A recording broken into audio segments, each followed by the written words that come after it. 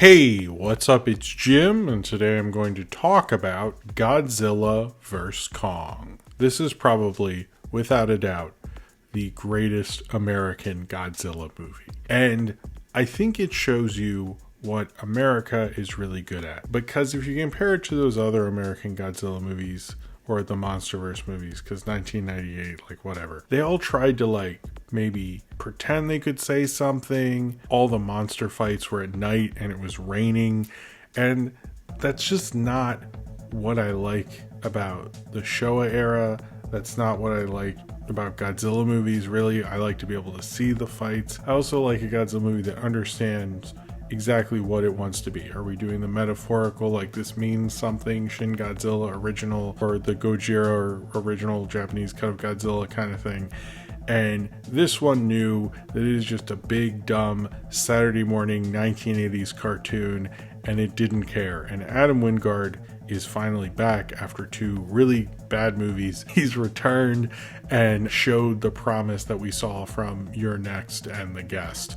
And I am so here for this movie. This is what you want from a god. This is someone who likes Godzilla movies. I don't know if those other people did, or they just thought they did. I don't know. But Adam Wingard knows a Godzilla movie. Because, I mean, here's the thing. America doing Godzilla movies is always sort of a tricky situation, metaphorically. But I think he just realized, look, metaphorically, America means nothing. So if I just lean into that aspect, this movie will be awesome. And guess what? Because capitalism means nothing. So if you're going to use 1980s Saturday morning cartoons, which is total capitalism, and you lean into that hard, if you lean into nothing hard, then America Godzilla is going to work. And Adam Wingard is a fucking genius for realizing that a big CG American Godzilla movie should just be a bunch of bullshit nonsense. And I mean that in a good way. This is an absolute compliment, because I do feel like, as much as I didn't like not being able to see the fights, just having one fight, having too many monsters, not really understanding what these movies are kind of like,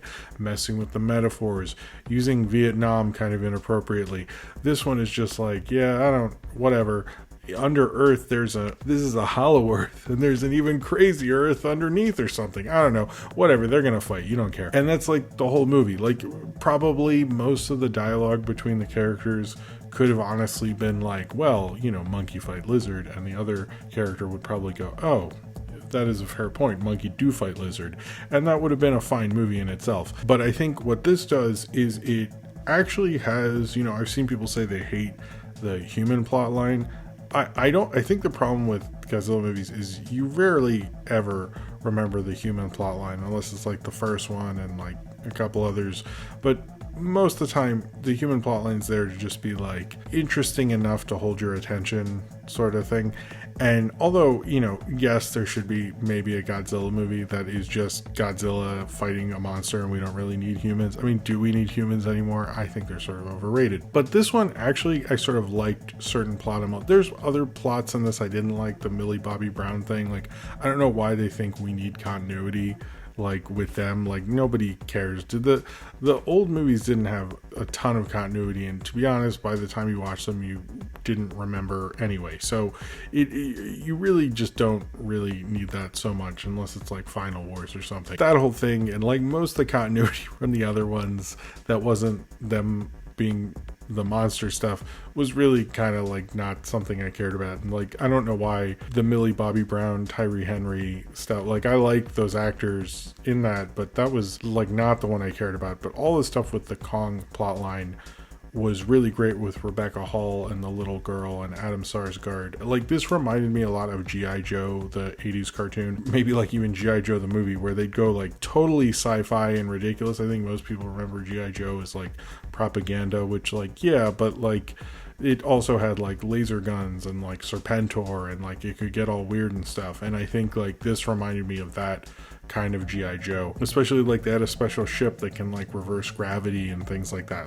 just insane nonsense stuff. It was fun insane nonsense stuff, seeing a little girl sign with Godzilla. That was a really smart move, but at the same time it also gets why you're here, but it also keeps you entertained, and that this is just two monsters fighting. If you look at most of the classic Godzilla movies, it's really two monsters fight, Sometimes there's a third monster. We all know there's a third one, but whatever. But it just plays within that structure of what a Godzilla movie should be. I think there are exceptions where you have a ton of monsters, but those are fairly rare. And I like that this felt to me fully like a Godzilla movie. It feels like it would fit in with like the ones of old. It felt a really love for that format and from that genre, which makes sense because you look at Adam Wingard when he works well, which has been a while, but with The Guest, is like he got like, I think I read him say he really liked Halloween and The Terminator, and that were his big influences for that movie. And it might sound like a very basic influence, but he really gets those genres. Actually, he really gets, and I think he knew more than that. You can get a sense like this is a guy who's rewatching these things, who's understanding these genres, understands the richness of genre. Actually, like he's so good at it, even Peter Jackson selected him to direct a King Kong sequel to his movie, which never happened, or so reportedly. But I know a lot of people like write about him and talk about how good he is with genre, and you can tell like he got into Godzilla movies. Like he got that as a director. He understood the flow of it. It feels like someone who just got that kind of a formula and what really works about it. And he seems like someone who wants to make a good Godzilla movie, not like a MonsterVerse movie, not like let's make a point kind of Godzilla movie with, you know, not showing him a lot, like we'll do it from a different perspective. I don't think he wants to mess around, basically. And I think each of these, like, okay, we'll won't show him enough, we'll show a ton of them, and like let's do it this way and that way. This is like the best way to do it, because I think what he did is he didn't sort of overthink it. When we get into these franchises and, you know, Justice League and all these things, is like it feels like so many people are overthinking how to basically just like both rip off Marvel and do what they're going to do. You don't really need to be so different from them to like differentiate yourself. Like the audience is like actually probably fine with it, in addition to the fact that like I think hiding things behind darkness or not showing the full superhero costume or anything like that, as I think I've said this before, but that era is so over, and I don't know why studios keep trying to pretend like it's 2002 and they're making an X-Men movie. Like that's not what's going on anymore, and you should adapt because people like seeing the colorful stuff. They like being able to see what's going on. You know, these are all effectively like all audience movies for like a lot of people, and you should treat them as such. But I don't mean that in a negative way, and I don't think Adam Wingard does either. I think he really likes that actually, and you can tell that from this. You know, he's sort of not overthinking it, and there's a real genius to getting your actual source material. I don't think he wanted to make Shin Godzilla. I don't think he wanted to make an important Godzilla movie. He wanted to make the Godzilla vs. Kong team up fight. You know, he wanted this to fit in line with, you know, that franchise, and it absolutely 100% does. You know, because he's showing he has a real love for the Toho stuff. He's showing he has a real love for that kind of kaiju formula, but I also think it's showing someone who likes sci-fi and fantasy and what the openness of those things can do. Like the Hollow Earth thing is really cool. It opens up a lot of possibilities. Everything with Godzilla and Kong, like those are like fights. Those are fights. They're really fighting. I kind of wondered if he did that, because he does some references to the King Kong vs. Godzilla, where he stuffs his little staff thing in Godzilla's throat and stuff. They really do fight. And I know in the original, one of the reasons like the fighting was the way it was because wrestling was so much more popular in Japan. And this felt a little more wrestly than we saw in the previous ones. I'm wondering if that was specifically because of that, or they're just were like, you gotta have him fight good, and he said yeah, sure. With him, I could go either way, and it could probably be either way. I liked all the neon stuff. I know some people have complained about that and say like the influence of Pacific Rim, and I would agree, like everyone wants to be Guillermo del Toro and couldn't. I think this also is like an Adam Wingard thing as well, so I think it sort of like leans into both. I thought it was a cool idea. I've never seen like the neon light stuff. It wasn't like he did it in a different way where one, I could see what was going on, but two, I think it also added an actual ambiance that looked cool in a way that didn't look, like it looks like Tron, like when you see Tron and they'll like desaturate it so it looks like the city's like a computer and stuff.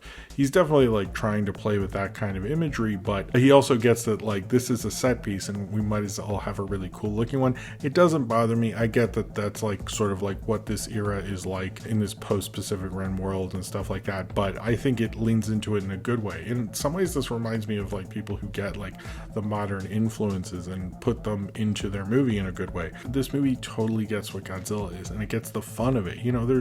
There's little kid, like my daughter likes watching the Showa era. I don't think this is appropriate for a 4-year-old, but like people love watching Godzilla for a long time and watch a lot of them, and I think this is, I've heard people say this is like for a fan and stuff, but I can tell this is made by a fan who really loves it and loves like the craziness of all these things. He wants to have fun but understands how to have fun with that genre. I was very surprised how much I ended up liking this movie. I didn't get to see it in the theaters. I mean, I think you probably know I saw it, on HBO Max. It looked beautiful. I know they're like the best quality in terms of streaming services. This is very much like if you can see it in the theater, you feel safe, you're vaccinated, all those things. This is a great way to push like, hey, movie theaters are cool, because this just makes blockbuster movies look good again. And I think it's like kind of the movie we need right now in terms of those things, because it really just has a great energy to it, the way a good Godzilla movie really does. I like so much about this movie. I rewatched the end fight actually because I liked it so much. It does have like the kind of modern action sequence thing where like you think you're done, you're like, oh, I can go to the bathroom. Oh no, this action sequence is still going. We're just going and going and going and going, which can be fun. I think this one worked because it takes like breaks. It almost feels like there's act breaks in the end fight or something. It's like, okay, well, Kong won this one, Godzilla won this one. The other fight, which I think we know what it is, but whatever, I won't spoil it. It just has such a good, fun energy to it, and I think it is maybe the best American kind of kaiju thing. It's like this, Pacific Rim, and maybe Skull Island are kind of like my Mount Rushmore, and Teddy Roosevelt, why not, of this whole thing. But I think it's because when I look at all of them, they have a fun energy to it. But also, I think it's also because they're respectful, but I think this is probably the one that adheres most towards it. Adam Wingard's almost like a genre studio director. Like if a studio director who knows how to get the system to work for them, but also knows how to get genre to work for them. He is an interest. This was an interesting job he did in this, and I think feel excited by him again, as I'm a big fan of The Guest. I really like that film. I think he showed a lot of promise, which we did not get from him. Further, I don't know if Blair Witch or Death Note were really great ideas anyway, but this seemed to work out really well. I would like to see another one from him, as long as it's like Godzilla verse 1 and or 2 monsters. I think that would work best for these things. Let's not overthink them.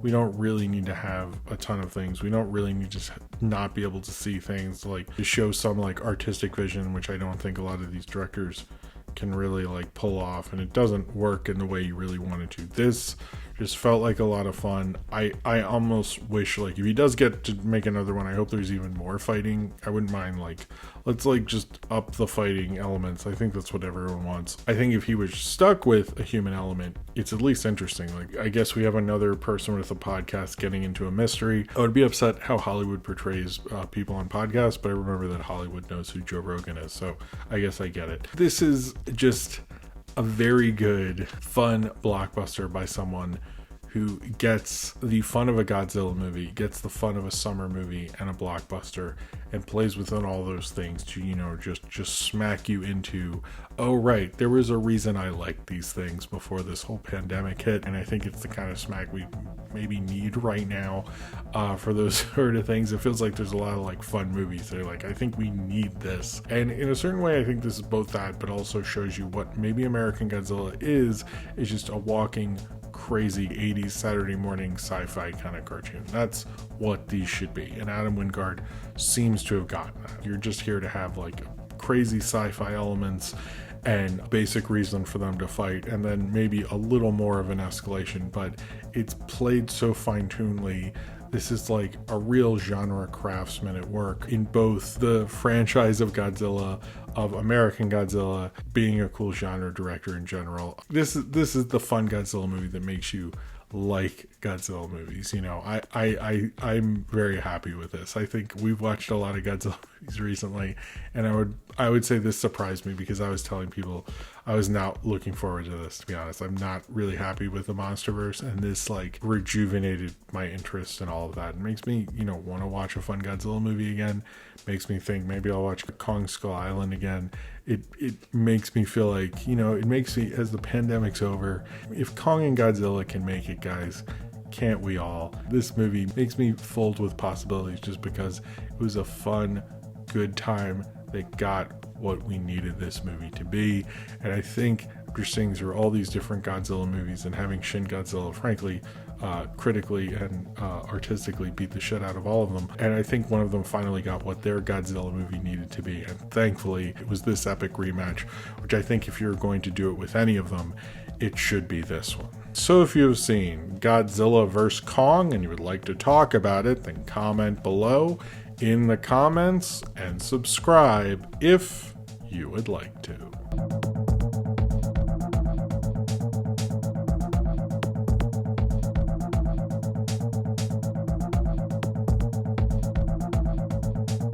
Oh yeah, and also I liked it more than the 1962 one, so